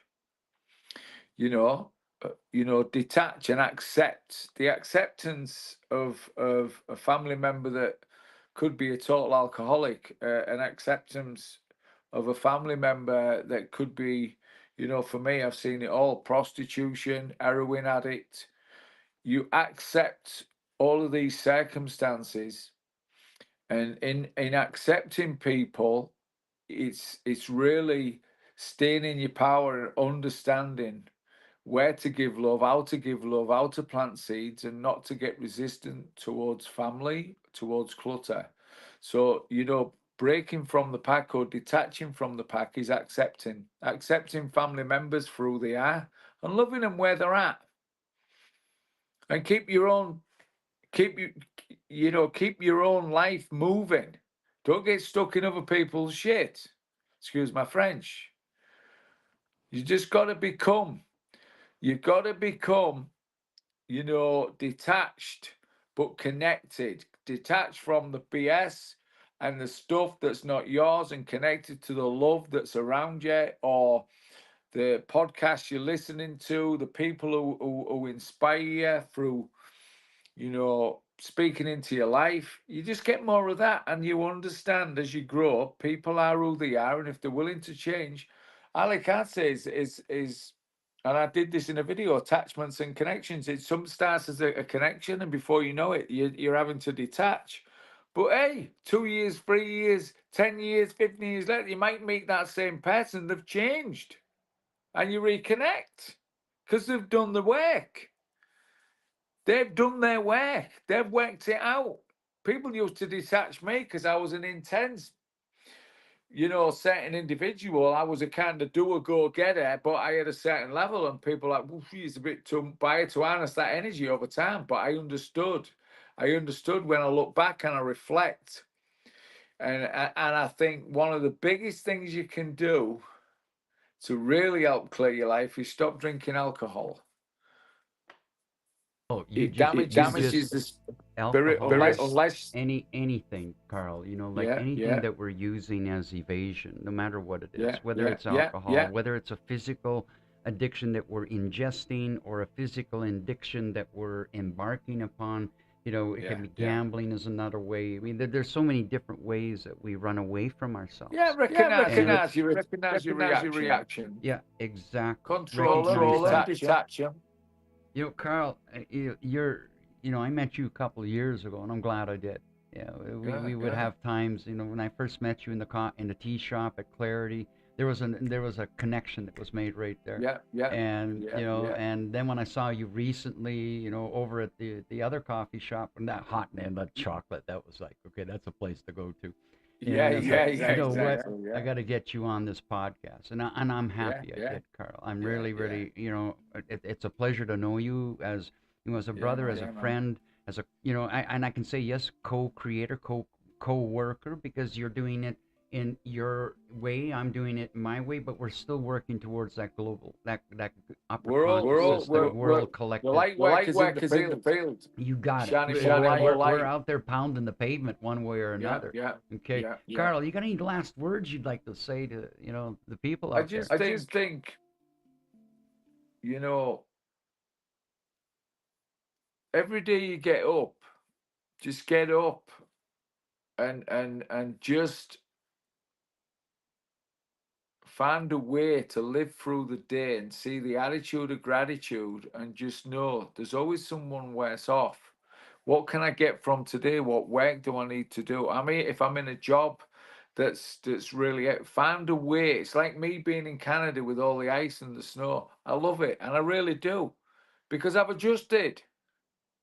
It doesn't affect my mood, Dal. I go out in it and I embrace it. And that's life. Embrace life. It don't affect my mood, but it's still cold. But I love it. Yeah, I've been in Canada all my life, and I mean, I'll be honest with you. It's like my youth, I loved it, and I think as I'm maturing, it's going like, no, I mean, I like the snow, I like to see it, I like everything about it, but when it's minus 33 out there, I'm going like, I don't like this. I'm being honest with you. I don't like this. Yeah. But you got to feel the cold to appreciate the warmth. That's in my book. And you can't allow life to affect your mood down. You definitely got a point, brother. One of the things too is that, Carl, I mean, I'll be talking to you more about, as we're here with ESP Agency, and the ESP Agency is Elevate Souls Production. They're a worldwide production agency. They are very helpful. They stand behind us. They're the ones that backed me as a content creator beginning on TikTok. But they're not just on TikTok. We're streaming here on YouTube, we're on Facebook, and we're on all of their platforms at the same time too. And recently I've moved into not just being a content creator underneath their wing, and they're promoting to me, is now I'm stepping into becoming that of an agent itself and bringing quality content creators out there. And I'm going to be talking to you about that, because you know what, we can get you out there further, we can get it out there broader. And there's a way that it helps us at the end day to have a better way of life as well. And so, I'll definitely be sitting down for you with a coffee sometime. Maybe we'll meet over at that coffee shop where the chocolate is, and have a little bit of a treat together, and we'll talk more about this and how we can get you out there further. Okay? Because you've got a message, your book, that's the plan, Gary. I'm kind of ready now. I'm finishing this second book, and I'm now ready because I've been on such a deep dive. I've not allowed excessive emailing, except to take me out the flow of what I'm in. But my work now is done. It feels like my second book. That's it. I can now promote my first book, talking about my first book tonight. And I can enjoy really getting off my chest, connecting the dots, seeing through the matrix, and sharing perspective with people to bring people back to the heart with my second book. So I'm going to be sending you the link to that second book as well, and how to access it at the back of my website, because that's in process. That's going to be published soon, and I'm excited about that because I've got that right out over in the States as well. I'm getting really good feedback because that's a calling. And I just appreciate being able to have these conversations, but to utilize the airwaves and help people. One pen, two people, so love. Technology is, not going anywhere. It's going to get further and further, and it's got a broader outreach in today's world. And now let's find a way to use it as a tool and bring it out there. I call that message. I call it the cosmic information communication superhighway. That's what we're in. And we're interconnected. That's a wide one. That's a wild one, but we're interconnected to the universe, electromagnetic, through this technology now, because we can help each other. We've got instant access at the touch of a finger, and that's a beautiful thing. Inspiratology. That's what I write about. And that's that. I began in 1988, just to finish off with this. I began in 1988, and before I even got into computer engineering and where it took me over the years, I was doing something else. I said, and I saw the technology that was sort of, coming forward, and said, I'm never going to get into this. I'm not going to get into this shit, because you know what? It's not going to do anything for me. And here I am. I spent, a good majority of my life in technology from 1988 up until 9/11. And I've seen it expand. I've seen it grow. I've seen what it's become today. I see it as a tool. Unfortunately, in today's generation, they haven't seen what I've seen. They haven't seen what you've seen. I mean, we grew up, we were out in the streets, we were out in the bush, we were out digging holes, we were out getting muddy, we were climbing trees, falling, breaking bones, swimming in the rivers. And today, most are swimming on the internet. So I'm, part of bringing this forward, and this is to see that, the super information highway. Yes, there's lots of information there, but we have to go with discernment with it and be careful what we're feeding ourselves, because it's the same thing as what am I feeding myself with that television? We talked about that, Rockefellers, we can go into that, the changing of the frequency, from the 432, the recording industry, to the 440. That's what I say. So Gary, that's why I call it negatology and inspiratology. It's knowing the truth and what moves you deeply and how to access it. Final last word. What do you got to say? Love. Good. Love I'm with Carl on that. Love the people. Spread the love. So for everybody that's been here tonight, thank you very much. Yeah, we had some technical glitches. We're trying to, it happens. But, on the bright side of things, consistency is everything. So if you stayed with us here tonight with me and my brother Carl, thank you very much for being here. Thank you very much for being part of a collective uprising and allowing us to bring truth out forward and helping you go forward and understand who you are, to remember who you are, and step into the power of that heart. And like Carl says, it's about love, and love is not a weakness, it's a superpower. And it's time for us to engage with love and engage with love throughout this world and bring people together, one people, regardless of age, gender, color, creed, language, or walk of life. We are one people walking on a living mother planet. And I thank you once again for being here with myself. My name's Gary. Thank you for being part with us, and my brother here, Carl. We wish you all a very beautiful evening, and just keep going. You know what? Believe to see. Just like Nike said, just do it. Let's do this. And good night to everybody out. Let's go, everybody out there. Thank you once again, and good night. À bientôt, and namaste. God bless. In the heart of the mountains, where flying shadows play, legends whisper softly in the light of day. Scales shine like diamonds, wings that touch the sky, guardians of the planet Earth, protecting all that cry. When the storms rage above and the darkened shadows creep, they shield the outer danger from attacking when we sleep. Through their breath of fire, we will find our way back home. They are always there to call on, no matter where we roam. Hear the thunder of dragons flying high above the earth, protectors of the ancient realms, hidden since our birth.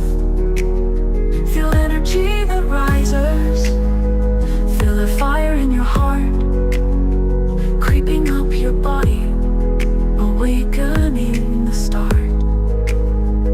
In the depths of the forests, where spirits dance and sing, dragons listen carefully for souls that are calling. Then breathing life of fire, a flicker of the tail, their hearts all beat in unison, that is timeless in this veil. When the storms rage above and the darkened shadows creep, they shield the outer danger from attacking when we sleep. Through their breath of fire, we will find our way back home. They are always there to call on, no matter where we roam. Hear the thunder of dragons flying high above the earth, protectors of the ancient realms, hidden since our birth. Feel energy that rises, feel the fire in your heart, creeping up your body, awakening the start. Let the fire burn brightly, our legends now unfold. Reach to the dragon force with souls that are so bold. In the tapestry of night,